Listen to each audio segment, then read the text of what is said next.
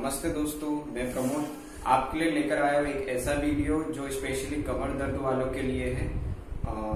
कमर दर्द आजकल लगभग 60 से 80% लोगों में देखा जा रहा है। उसका कारण विशेष रूप से यह है कि उनकी दैनिक दिनचर्या का जो रूटीन है वो गड़बड़ाया हुआ है। जैसे कि उनके खड़े रहने का तरीका, उनके बैठने का तरीका और उनके काम करने का तरीका। 90% जो कमर दर्द है, यांत्रिकी तरीके से जो कमर दर्द होता है, उसका मेन कारण यही है कि आप गलत तरीके से कोई सामान उठाते हो, या फिर गलत तरीके से झुके रहते हो, या फिर आपके बैठने का तरीका गलत है, या फिर आपके चलने का तरीका गलत है। 90% तो यही देखा गया है, इसी कारणों से कमर दर्द होता है। और कुछ कमर दर्द का कारण ये है कि जैसे जिनको स्पेशली जो है दुर्घटना के कारण डिस्क स्लिप हो गई हो, या फिर जो है उनको कोई गंभीर चोट आ गई हो। या देखिए, गर्दन का दर्द, कमर का दर्द और साइटिका का दर्द, ये एक स्पाइनल कॉर्ड से ही जुड़े हुए इंजुरी है, या फिर इसको कहा जाए कि एक बीमारी है जो आपके स्पाइनल कॉर्ड से ही जुड़ी हुई है। योग में कहा जाता है कि अगर आपकी बैकबोन, आपकी स्पाइनल कॉर्ड, आपकी जो है कमर, वो फ्लेक्सिबल है ना, उसमें लचीलापन है, तो आप यंग हो। चाहे आपकी एज 60 हो या 80 हो, अगर आपकी बैक पेन लचीली है, आपके कमर में लचीलापन है, तो आप यंग हो। अगर आपकी एज 20 है, 30 है, फिर भी आपकी कमर एकदम अकड़ी हुई है, आप पीछे बराबर झुक नहीं पाते हो, तो इसका मतलब ये है कि आप यंग नहीं हो। योग में तो यही कहा जाता है। इसलिए आपकी बैकबोन को लचीला बनाना बहुत आवश्यक है, ताकि इन फ्यूचर आपकी कमर में कोई दर्द या फिर इस तरह की कोई भी संभावना ना हो।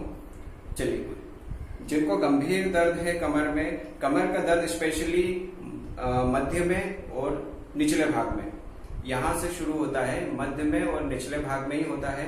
ये फिर अगर L3, L4, L5 और S1, S2 ये जो डिस्क है, इनकी गद्दियों के में बीच में दबाव के कारण डिस्क स्लिप हो जाती है, जिससे साइटिका नर्व्स में भी दबाव पड़ता है, जिसके कारण साइटिका का पेन होता है। साइटिका का पेन मतलब कि आपके कमर में दर्द के साथ साथ आपके पैर में भी दर्द होने लगता है। वो घुटने तक, थाई से लेके घुटने तक, काफ तक, फिर उंगलियों में भी खिंचाव होने लगता है। इसे साइटिका का दर्द कहते हैं। ओके, अब इससे निपटने के लिए ये सब दर्द जो है कमर से ही शुरू होते हैं, साइटिका का हो या बैक पेन हो। अब इसके लिए हम कौन कौन से योगा अभ्यास करें, इस पे हम ध्यान देते हैं। अगर आपको एकदम भयंकर दर्द है, आपका चलना फिरना दुश्वार है, खड़े रहना दुश्वार है, तो सबसे पहले मैं आपको 3 विश्राम के आसन बताऊंगा, जिसमें आपको विश्राम करना है। अगर आपको गंभीर चोट है तो आपको सबसे पहले 3 आसनों पे विश्राम करना है। कम से कम 3 दिन से 7 दिन तक इस आसन पे विश्राम करना है। जब आपका दर्द धीरे धीरे कम होने लगे, फिर दूसरे आसन करना है। तो सबसे पहले ये 3 आसन देख लीजिए जो विश्राम के लिए है। देखिए, सबसे पहले तो आपको पेट के बल इस तरह से लेट जाना है, दोनों पैरों को सीधा करना है, दोनों हाथों को कान से चिपकाते हुए इस तरह से सीधा रखना है, ठुड्डी टिका देनी है। पूरे शरीर को एकदम शिथिल कर देना, पूरा ढीला कर दीजिए शरीर को। 5 से 10 मिनट इसी आसन में विश्राम करना है। ये तो हो गया पहला आसन, जिसमें आपको विश्राम करना है। और दूसरा आसन जो है, इस तरह से दोनों हाथों को एक के ऊपर एक रखना है, दोनों हथेलियों को। फिर आपके एक घुटने को फोल्ड करके छाती के पास लेकर आना है इस तरह से, और गाल को जो है आपके हथेलियों के ऊपर, हाथों के ऊपर इस तरह से रख देना है। आराम से आंखें बंद करके 5 से 10 मिनट विश्राम करें। लेफ्ट साइड और राइट साइड दोनों तरफ इसी तरीके से विश्राम करना है। ये उस समय करना है जब आपको गंभीर चोट हो, कमर में, चाहे वो स्लिप डिस्क हो या साइटिका हो। तो इसको धीरे धीरे जो है आप रिकवर करने के बाद में फिर अगले आसन जो मैं बताने वाला हूं आपको वो करेंगे। चलिए, इसको सेम दूसरी तरफ भी ऐसे ही करना है। उसके बाद में मकरासन। मकरासन में भी हाथों को इसी तरह से रखना है, दोनों पैर के पंजों को बाहर की तरफ निकालना है, पैरों में 1 फीट की दूरी, और इस तरह से विश्राम करना। इसे भी 5 से 10 मिनट विश्राम करेंगे। जब धीरे धीरे आपका जो असहनीय कमर में जो दर्द है वो रिलीफ होने लगेगा, 3 से 7 दिनों में जब रिलीफ होने लगे तब हम अगले आसनों की तरफ आएंगे। ओके, चलिए देख लीजिए अब 3 से 5 दिनों बाद में आपको किस तरह के आसन करना है। पहला, मांझी। अगर किसी को एकदम ज्यादा दर्द नहीं हो तो वह यहीं से शुरुआत करेगा। मांझी आसन देखिए, उसमें क्या करना है आपको, इस तरह से कैट पोजीशन या डॉग पोजीशन बोल लीजिए। शोल्डर और हाथ की हथेली एक सीध में होना चाहिए, हिप्स और घुटना एक सीध में रखना है। दोनों हाथों को इस तरह से, हाथों में शोल्डर बराबर की दूरी। अब क्या करना है, श्वास लेते हुए चिन को ऊपर, चिन को आसमान की तरफ पॉइंट करना है, और आपकी लोअर बैक को अंदर की तरफ आर्च बनाते हुए नीचे की तरफ लेके जाना है।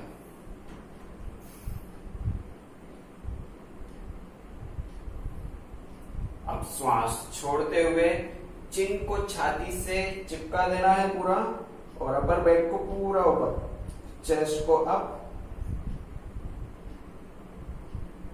फिर श्वास लेते हुए कमर में आर्च, इसी को दोहराना है। शुरुआत में 3 बार, फिर 5 बार, फिर धीरे धीरे आपकी क्षमता अनुसार बढ़ाना है। 10 बार तक आप इसको कर सकते हो। चलिए, अब इसके बाद अगला आसन, ये तो आपकी कमर की स्ट्रेचिंग के लिए हो गया। अब दूसरा, स्ट्रेंथनिंग, आपकी कमर की स्ट्रेंथ को बढ़ाने के लिए जो आसन है वो देख लीजिए। देखिए, अर्ध शलभासन, दोनों थाई के नीचे हाथों को इस तरह से दबा लेना है, दोनों हाथों को दोनों थाई के नीचे दबा लेना है। अब सिर्फ एक पैर को ऊपर उठाना है, घुटना सीधा रखते हुए एक पैर को ऊपर की तरफ उठाना है। कुछ सेकंड यहाँ पे होल्ड करने के बाद अपनी क्षमता अनुसार होल्ड करना है, फिर धीरे धीरे वापस लेके आना है। सेम ऐसे दूसरे पैर से भी करेंगे, फिर क्षमता अनुसार रोकने के बाद वापस। जब ये आपसे अच्छे से होने लगे तब आप इसको दोनों पैर से कर सकते हो।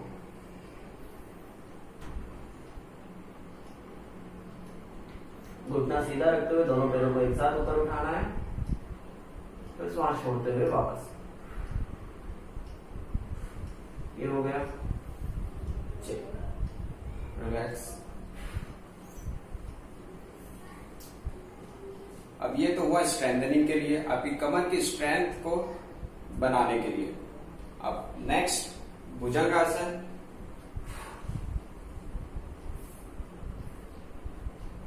ये आपकी कमर को बैंड करेगा, बेंडिंग करेगा, फ्लेक्सिबिलिटी बढ़ाएगा।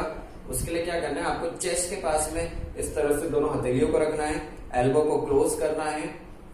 अब श्वास लेते हुए ऊपर की तरफ उठना है, इस तरह से थाई को जमीन से टिका के ही रखना है, चेस्ट ओपन रखना है, जितना बने इस तरह से धीरे धीरे ऊपर की तरफ आना है, श्वास छोड़ते हुए नीचे। इसे भी आपको 3 से 5 बार करना है, फिर बढ़ा के धीरे धीरे आप बढ़ाते हुए 10 बार तक कर सकते हो। चलिए, अब नेक्स्ट अगला आसन फिर स्ट्रेंथनिंग के लिए है, आपकी स्ट्रेंथ बनाने के लिए, कमर की स्ट्रेंथ बनाने के लिए है। इस तरह से कैट पोजीशन में लेट जाना है।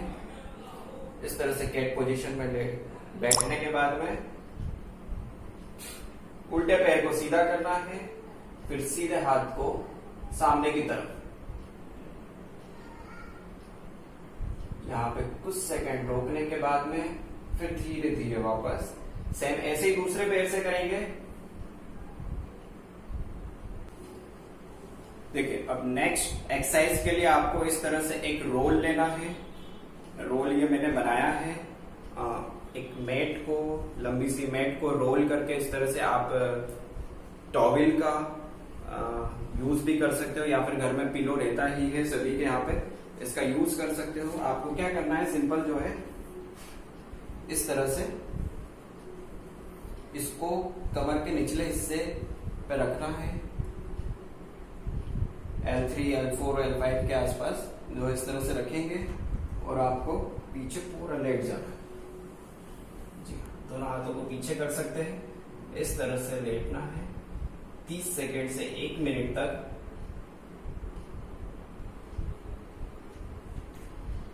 आप पिलो को धीरे धीरे, जरूरी नहीं कि इतना बड़ा, इतना ऊंचा पिलो ले या फिर इतना ऊंचा रोल ले, इसको थोड़ा कम से स्टार्ट करें, थोड़ा पतला हो, फिर धीरे धीरे धीरे इसको बढ़ा सकते हैं। चलिए अब आते हैं अगले आसन की तरफ।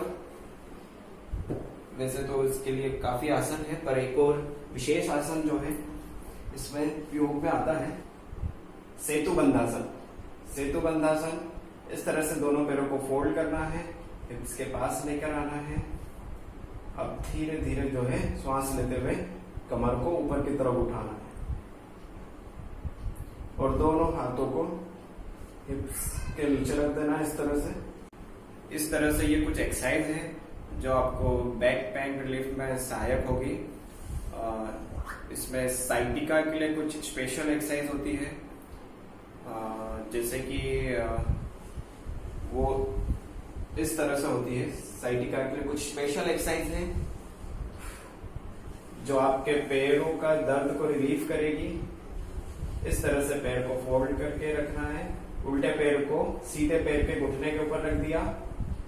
अब सीधे पैर की थाई को इस तरह से इंटरलॉक करके पकड़ना है, गर्दन को नीचे ही रखना है और धीरे धीरे धीरे धीरे आप जो है सीधे पैर को अपनी तरफ खींच के लाएंगे तो उल्टे पैर में खिंचाव महसूस होगा। रिलैक्स 3 से 5 सेकेंड 10 सेकेंड तक होल्ड करके रखना है। फिर सेम दूसरे पैर को इसी तरह से करेंगे। ये साइटिका के लिए सबसे अच्छा आसन है। उसके बाद नेक्स्ट अगला आसन आपको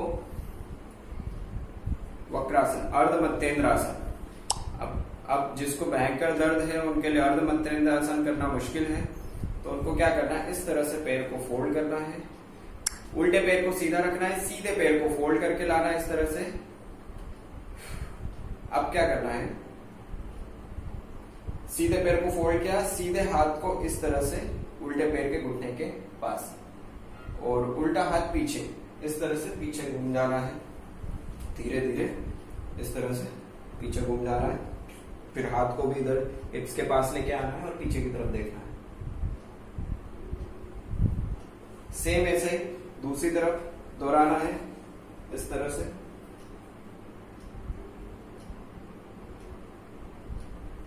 इसे भी आप 3 से 5 बार करेंगे।